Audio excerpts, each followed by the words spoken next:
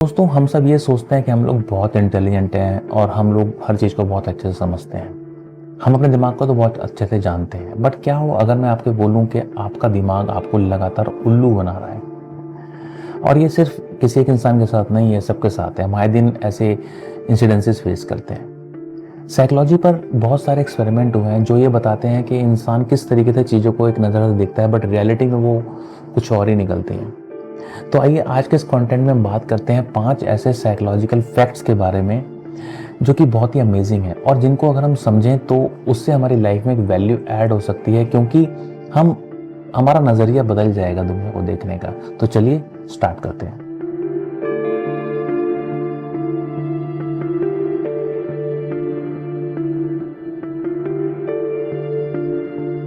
पहला जो साइकोलॉजिकल एक फैक्ट है वो है इनविजिबल गोरिल्ला एक्सपेरिमेंट।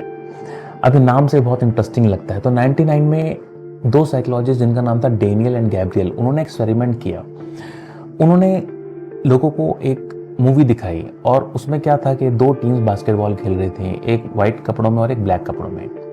तो उन्होंने बोला कि आपको इसमें ये काउंट करना है कि ब्लैक टीम ने कितने पासेस आपस में एक दूसरे को किए हैं, खिलाड़ियों को। तो सबने कहा ठीक है, और सबने वो अच्छे से किया भी जैसा उनको बताया गया था। जब वो एक्सपेरिमेंट ख़त्म हुआ तब उनसे पूछा गया कि क्या आपने किसी गोरिल्ला को देखा?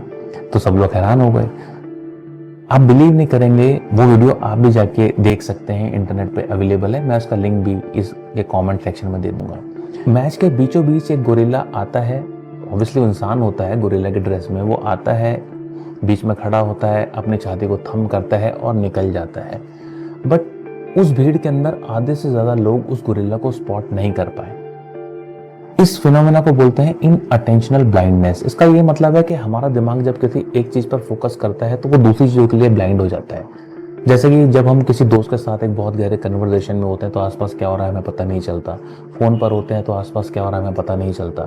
इसलिए बोलते हैं ड्राइविंग के वक्त आपको फोन का इस्तेमाल नहीं करना चाहिए, क्योंकि वो it creates a kind of inattentional blindness to another thing which could cause an accident.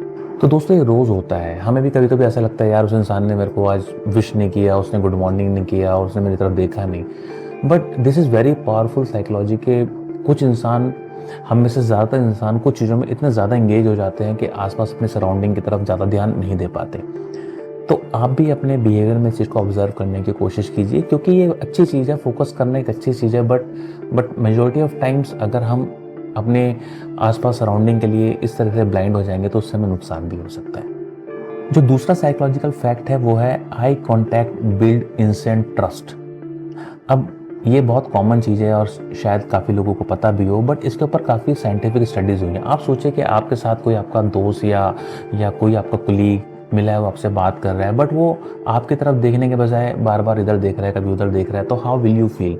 आपको ऐसा लगेगा कि यार ये मेरे साथ बात करने में ना इंटरेस्टेड नहीं है, तो उससे बात करके कोई कुछ फ़ायदा नहीं है, या ये मेरी बात ठीक से सुन नहीं रहा। तो eye contact is a very powerful thing. इसलिए जो साइकोलॉजिस्ट हैं वो ये बोलते हैं कि अगर आपको किसी के साथ एक इंस्टेंट ट्रस्ट बिल्ड करना है या एक अच्छा रिलेशनशिप बिल्ड करना है तो ड्यूरिंग द एंटायर कम्युनिकेशन आपको एटलीस्ट 50 to 60% आपको आई कांटेक्ट मेंटेन करना है। इसका ये मतलब नहीं कि हम किसी को घूरने लग जाएं, मतलब एक सॉफ्ट गेज, या दूसरे इंसान को फील होना चाहिए कि आप उसकी आंखों में देख के उससे बात कर रहे हैं। तो it will create a instant trust. और टॉपिक पे या जिस भी किसी आइडिया पे आप बात कर रहे हैं, तो अगर आप आई कांटेक्ट के साथ बात करते हैं तो चांसेस ज़्यादा ये हैं कि वो सक्सेसफुल रहेगा। ये बहुत एक छोटी सी चीज़ है, बट एक ये बहुत पावरफुल चीज़ है। मतलब सिर्फ किसी को देखने भर से इंसान को लगता है कि ये मेरे को सुन रहा है, मेरे पे विश्वास कर रहा है और मैं इसके साथ एक ट्रस्ट वाला रिलेशनशिप फॉर्म कर सकूँ। दोस्तों जो थर्ड साइकोलॉजिकल फैक्ट है वो है body language speaks louder than words. तो दोस्तों आपने एक कहावत ज़रूर सुनी होगी कि action speaks louder than words. ये तो बिल्कुल ठीक बात है, बट अगर हम साइकोलॉजिस्ट की बात सुने तो उनके हिसाब से कम्युनिकेशन के अंदर body language is the most important aspect of any communication.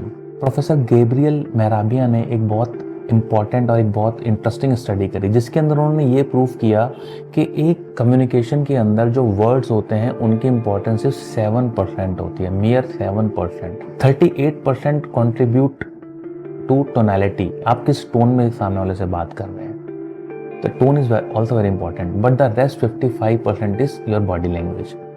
आपने भी चीज़ ऑब्जर्व करी होगी कि आपसे कोई इंसान बात कर रहा है या उसके वर्ड्स कुछ और हैं बट उसके एक्शन कुछ और है। मतलब वो बोल रहा है कि नहीं यार मेरे को बुरा नहीं लगा, पर उसने हाथ दोनों ऐसे करके बांधे हुए हैं, उसकी नज़रें कहीं और हो रही हैं, उसके जो फुट है वो किसी और डायरेक्शन में है, और वो ऐसा लग रहा है कि उसको शक्ल देख के पता लग रहा है कि यार ये गुस्से में है। तो जो उसके वर्ड्स हैं उसकी बॉडी लैंग्वेज मैच नहीं कर रही है। Body language is a very important and powerful component of any communication.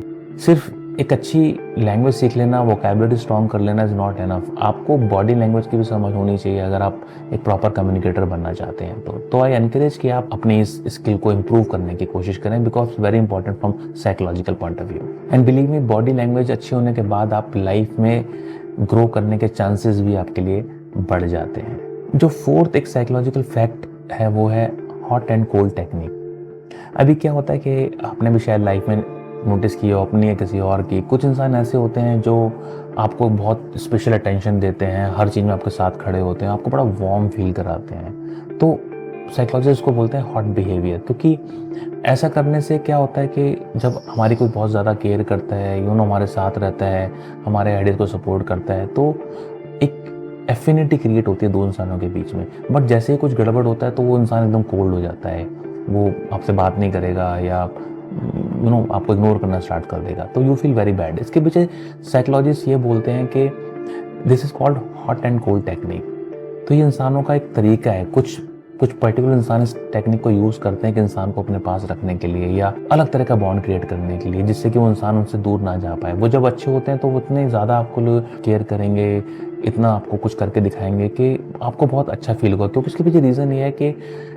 इस तरह के रिलेशनशिप में जो हमारा माइंड है वो डोपामिन रिलीज़ करता है। जब डोपामिन रिलीज़ करता है तो हमें बहुत अच्छा फील होता है, बट जैसे ही वो बिहेवियर हमें नज़र नहीं आता तो हमारे माइंड को डोपामिन नहीं मिलता, तो हम उसके लिए क्रेव करते हैं, इसलिए हम उस इंसान के पीछे वापस जाने की कोशिश करते हैं। तो आप देखिए कि अगर कोई ऐसा इंसान है जो इस तरीके से प्ले करने की कोशिश कर रहा है तो इट इज़ नॉट करेक्ट। ठीक है, छोटे मोटे हॉट एंड कोल्ड हर किसी के लाइफ में होते हैं, बट अगर कोई इंसान इसी तरीके से बिहेव कर रहा है या अगर आप खुद इस तरीके से बिहेव कर रहे हैं, then you need to rethink के is it a good behaviour. और दोस्तों जो last but not the least psychological fact number 5 है, वो मेरा बहुत फेवरेट है, जिसको बोलते हैं मिररिंग टेक्निक। कि बेसिकली क्या होता है कि जब भी हम किसी इंसान से मिलते हैं या किसी से बात करते हैं तो it's a proven study and proven fact कि अगर हमें ऐसा लगता है कि वो इंसान हमारे जैसा है तो हमें उसकी तरफ ज़्यादा अट्रैक्शन फील होता है। तो इसलिए जो साइकोलॉजिस्ट है वो ये बोलते हैं कि एक अच्छा रिलेशन बनाने के लिए, एक अच्छा बॉन्ड बनाने के लिए आपको थोड़ा सा सामने वाले को मिरर करना चाहिए। थोड़े से जेस्चर, जैसे कि किसी के कुछ वर्ड वो किसी स्पेसिफिक तरीके से बोलता है या कुछ बॉडी लैंग्वेज आप उसकी मिरर कर सकते हैं। बट इसका ये मतलब नहीं है कि हम किसी के साथ किसी को इम्प्रेस करने के लिए उसकी सारी चीज़ें कॉपी करना शुरू कर दें, because that would look very awkward and very weird also.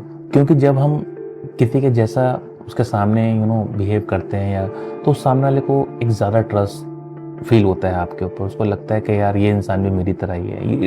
It's all in subconscious, ऐसा नहीं कि कॉन्शियसली कोई ऐसा सोच रहा है कि जहाँ पे कि इसको यूज़ करके हम अपने रिलेशनशिप को और अच्छे से अच्छा कर सकते। तो दोस्तों आज के इस कंटेंट में हमने 5 साइकोलॉजिकल फैक्ट डिस्कस किए हैं, और कमेंट करके ज़रूर बताइए कि आपको कौन सा साइकोलॉजिकल फैक्ट सबसे ज़्यादा इंटरेस्टिंग लगा और किस फैक्ट से आपने अपने आप को सबसे ज़्यादा कोरिलेट किया। तो दोस्तों आपने हमारा कंटेंट यहाँ तक देखा, आपने समय दिया, उसके लिए थैंक यू।